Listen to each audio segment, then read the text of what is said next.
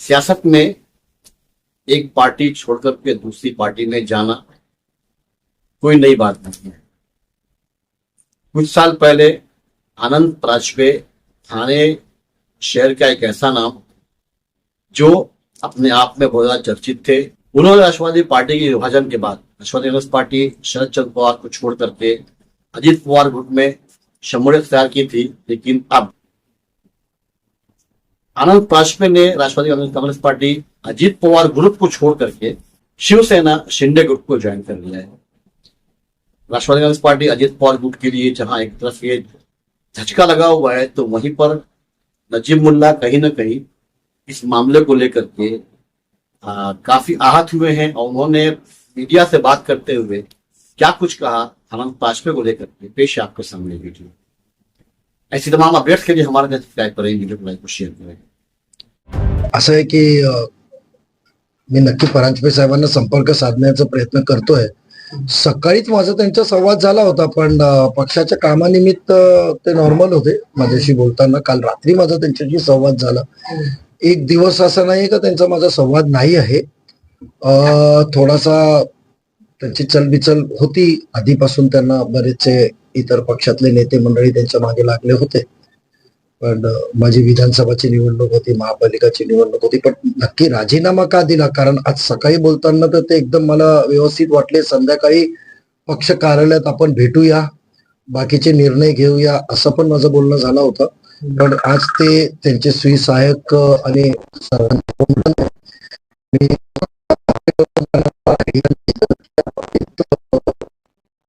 संवाद झाल्यावरच मी पूर्ण माझी प्रतिक्रिया देईल की नक्की काय करणार। असं म्हटलं जाते की विधान परिषद असेल किंवा राज्यसभा असेल, या दोन्हीसाठी त्यांना आश्वासन होतं, मात्र दोन्हीच्या वेळेस त्यांना डावललं गेलं आणि म्हणून कदाचित ते नाराज आहेत। त्या बाबतीत खरं आहे, कारण 2012ला जेव्हा ते विद्यमान खासदार असताना राष्ट्रवादी काँग्रेस पक्षात आले, प्रवेश केला होता त्यांनी, म्हणजे टेक्निकली 14ला आले, पण ते 2 वर्ष 20 जानेवारी 2012ला जेव्हा प्रवेश केला होता, तर त्यांचा दरवेळी म्हणणं होतं, त्यांनी मला तेव्हा पण सांगितलं होतं का माननीय पवार साहेबांनी त्यांना कमिटमेंट दिली होती का आम्ही नक्की निवडून आला नाही तर 14 नंतर आपण त्याला राज्यसभा देऊ। आणि 12 वर्ष तिथे राहिल्यावर त्याच्यावर अन्याय झाला होता। 12 वर्ष त्यांना काही महामंडळ देण्याचं पण सांगितलं होतं, पण ते देण्यात आलं नाही, म्हणजे त्याचं पूर्ण वसन झालं नव्हतं। त्या बाबतीत त्यांची नाराजगी होती इथंच। पण यावेळी नक्की त्यांचं नाव आम्ही एक महामंडळाला पण उपाध्यक्ष म्हणून दिलेलं होतं आणि मागच्या आठवड्यातच सन्माननीय सीएम साहेबांनी त्याची शेवटची स्वाक्षरी पण त्याच्यावर केली होती, एक राज्यमंत्री दर्जाचा। पण नक्की आज काय घटना घडली माहिती नाही। राज्यसभेचं कमिटमेंट त्यांना जेव्हा संयुक्त राष्ट्रवादी होता तर मोठे साहेबांनी दिलेलं आहे सर्वांसमोर, असं त्यांचं प्रत्येक वेळी म्हणणं होतं। हे वस्तुस्थिती। अजितदादांनी देखील त्यांना कमिटमेंट दिली होती। दादांबाबतीत जेव्हा प्रवेश झाला तर ज्या दिवशी शपथविधी झाली त्या दिवशी माझी तब्येत बरी नसताना मी तिथे उशिरा पोहोचलो होतो, म्हणजे मी दुसऱ्या दिवशी गेलो होतो, सकाळी निघून गेलो होतो। जेव्हा आनंद परांजपे आले होते तेव्हा त्यावेळी मी तिथे नव्हतो। त्यांचं म्हणणं होतं आपण राज्य लोकसभेचा त्यांचा अनुभव होता, आम्ही आमच्या नेते मंडळींना त्यांना राज्यसभा द्यावं किंवा आमदार जेव्हा जेव्हा त्यांनी इच्छा व्यक्त केली आम्ही त्यांच्यासाठी उमेदवारी मागायला आम्ही शिष्टमंडळ प्रत्येक वेळी जायचं। तर त्यांचं पूर्ण वसन व्हायला पाहिजे होतं असं त्यांचं मत होता। पण आता का निर्णय घेतला एवढा तडफडकीने ते विचारायला लागेल त्यांना। अजितदादा जाण्याच्या नंतर पण जबाबदारी नेता मिळाला नाही का? कारण अनेक जबाबदारी त्यांनी असं चुकी असं काही नाराजी दादा बघा, ते सन्मान्य आदरणीय दादांची तर कमी भाजणारच आहे, ती पोकळी कोणीच भरू काढू शकत नाही आणि तसा नेता या महाराष्ट्रात परत आम्हाला भेटणार पण नाही। पण नक्की त्या बाबतीत वहिनी साहेबांनी, तटकरे साहेबांनी, सन्मान्य प्रफुल्लभाई पटेल साहेबांनी पक्षातले प्रत्येक कार्यकर्त्याला भेटणं, त्यांची समजूत काढणं, त्यांच्याशी अडीअडचणी बघणं, वेळ प्रसंगी जी मदत त्यांना पाहिजे, जिथे फोन लावायचे काय पाहिजे ते करण्याचा काम ते करत आले आहेत। तर त्या बाबतीत तर मला वाटत नाही काय नाराजगी असेल। नेता म्हणून कोणी कुठे कमी पडलेला नाहीये। दादांची कमी पूर्ण करण्याचा कठोरपणे प्रत्येक नेता आपला प्रयत्न करतोय। या संदर्भात तुम्हाला काय माहिती होती का? तुमच्याशी त्यांनी बोलणं केलं होतं का? कसा निर्णय ते घेणार आहेत?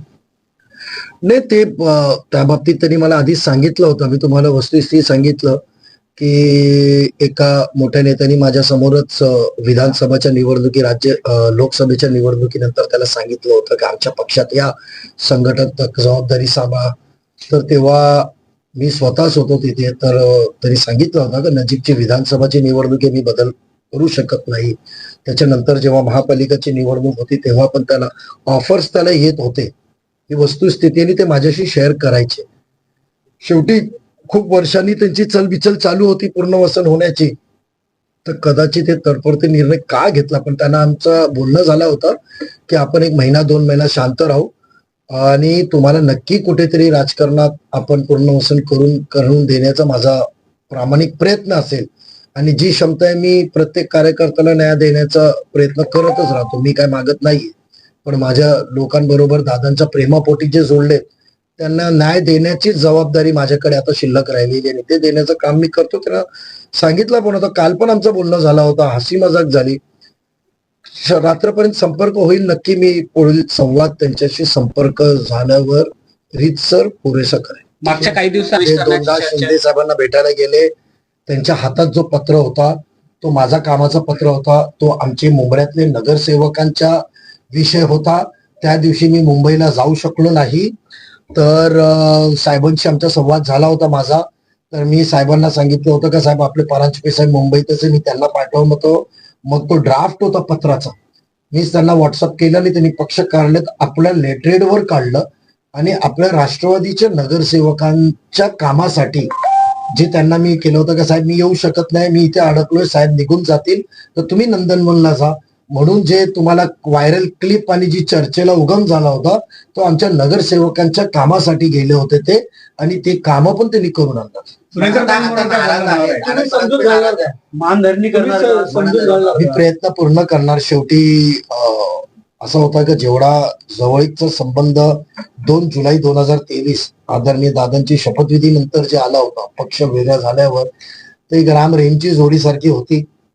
आता माझ्या हातात जेवढा आहे जी क्षमता आहे तेवढा मी सर्वांना समाधान करण्याचा प्रयत्न करतो. मी त्याचा सैनिक आहे. तर आम्हाला काय पदविधर काय पाहिजे नाही, आपल्याला जे आहे त्याच्यात समाधानी आहे. तर माझा प्रयत्न असतो. आणि एक माझी खासदार आहे, वडील खासदार होते, खासदार म्हणून पक्षात आला होता. तर 12 वर्ष त्यांच्यावर जे अन्याय झाला असेल त्याचा कधीतरी थोडासा उगम झाला असेल नाराजगीचा, पण मी मानधन करण्याचे प्रयत्न 100% करेन. माझा संपर्क व्हायला पाहिजे.